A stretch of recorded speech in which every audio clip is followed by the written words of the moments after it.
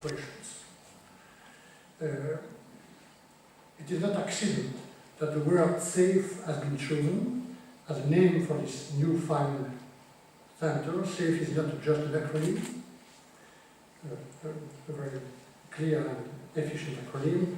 We all need the financial sector to be safe, not a breeding ground for excessive risk-taking, greed and instability. The financial sector itself needs safety and predictability. How else is it to rebuild confidence and mutual trust? Europe's companies need a safe financial sector. How else are they to get the financial support they need to grow and expand? And consumers need a safe financial sector. How else are they to trust banks with their deposits or feel confident that they're not being sold products that don't suit them? And more broadly, society needs a safe financial sector for economic stability, for political stability, and to support growth. But let me be clear. Safe does not mean backward-looking or lacking in ambition. If we want a safe financial sector, we must keep on top of new developments. We must put in place a future-proof framework. It has to leave room for innovation and new ideas, but it also has to be robust. Robust enough to protect us against the excesses that proved so explosive in the past. Germany has, like all EU countries, suffered through the financial crisis. At the same time, you have managed much better than most. This has allowed Germany to keep playing its leading role in taking the European project forward, stabilizing the euro, taking a large share of the financial burden, and helping lay the basis for a genuine European economic and monetary union. But I know, ladies and gentlemen, that this comes at a price. Many Germans feel that Germany is asked to pay for the mistakes committed by other countries that have experienced difficulties putting their house in order. I also know that many Germans' confidence in the fairness of the system has been undermined. People question whether the financial system serves society or whether it is just there to support rich investors or even worse, speculators. A new debate on social justice has emerged. These issues matter. They have affected German citizens' support for the European Union. I think that most Germans would agree that without the EU, it will not be possible to deliver an effective response to the crisis. And at the same time, they question the legitimacy of the EU institutions, or simply don't understand how they work. They are not the only ones. Expanding the range of disciplines that engage with EU policies, as you are doing with the Safe Center, can really help in doing away with some of the misunderstandings. I believe that the EU, to the concern of the citizens, that the EU and the institutions, the Commission, the Central Bank, the Parliament, the Council, have acted to respond to the concerns of citizens, including Germans, about the stability and fairness of the financial system. Ladies and gentlemen, since Lehman Brothers collapsed 5 years ago, this Sunday, 5 years ago, the EU has been busy putting in place a complete new set of legal foundations with, as you have said, Professor Kramer, 28 new regulations and proposals, as shown on this charter, which is my favorite charter. Can spend a few minutes tonight, perhaps, to look at this charter with 3 columns, but it has been already approved, that is on pipeline, the legislative process, and what is for the future, the next future. But if you want to know exactly the totality of my work, and work with my team, you have to put two chapters together.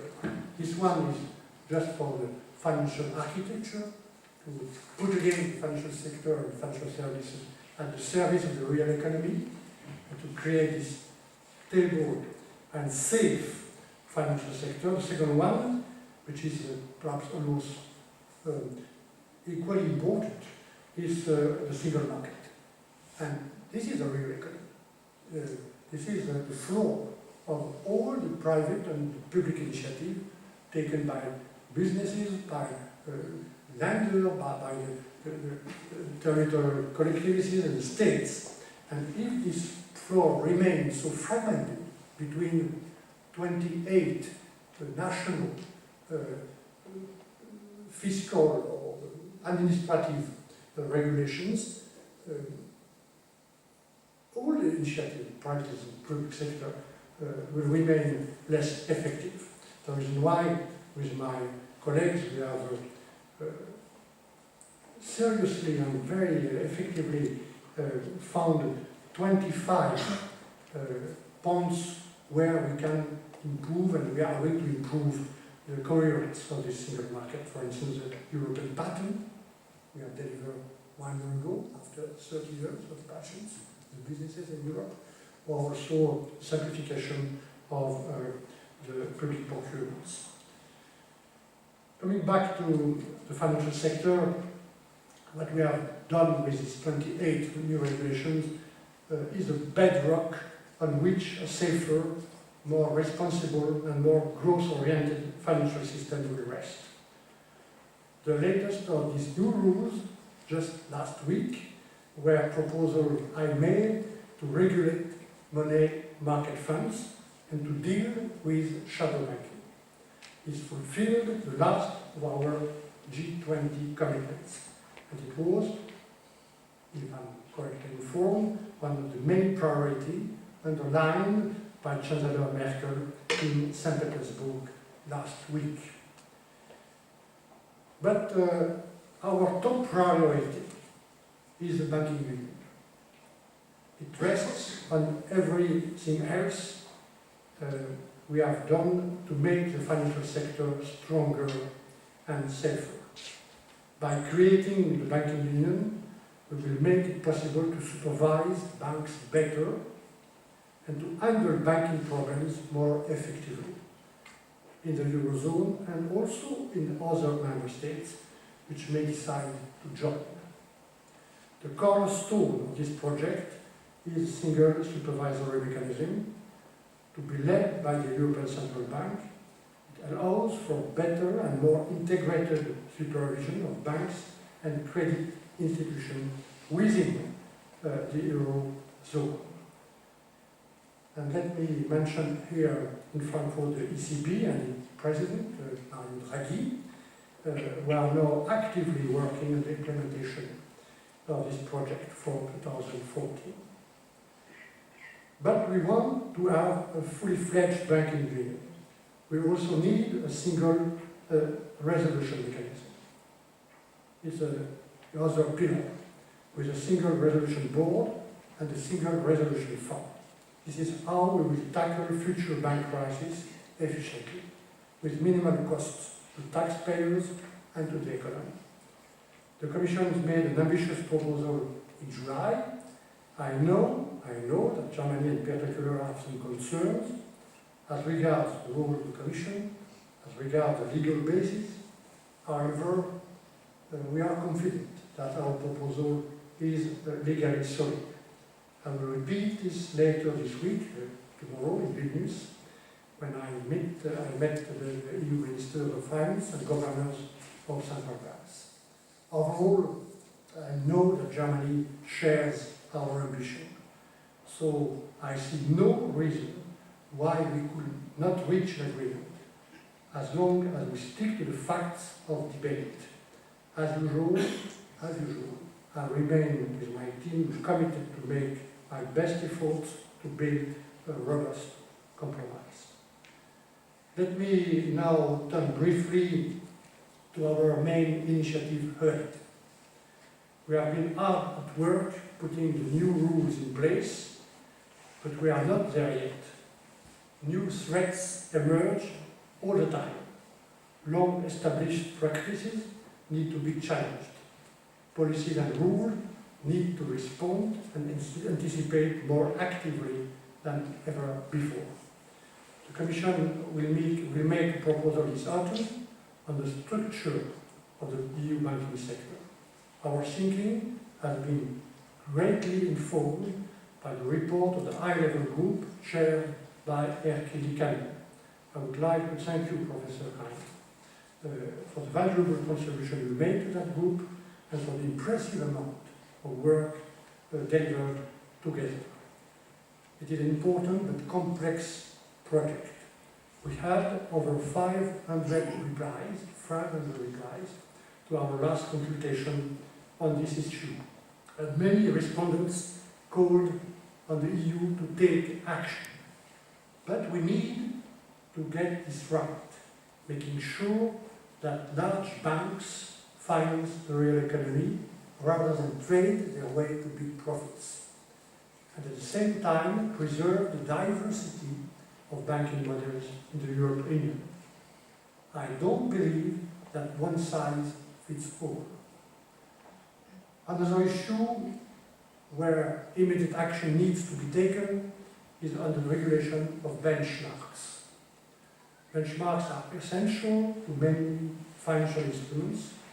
Doubts about their accuracy and integrity can undermine market confidence, cause significant losses to consumers and investors, and distort the real economy. We need to take steps to make sure that this does not happen again. We have already agreed rules on market abuse to ban the manipulation of benchmarks. Next Wednesday, I will be presenting a proposal establishing rules on good governance and supervision of benchmarks. Ladies and gentlemen, coming back to German matters, I know that Europe is an issue in the current election campaign. This is natural, given the leading role that Germany has always taken in Europe. It is a good time, a good thing for Europe too. Europe should not shy away from debate or even controversy. And we have a good story to tell.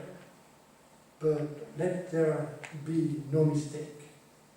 Neither Germany nor France or the others has the option to turn its back on the EU or the Eurozone.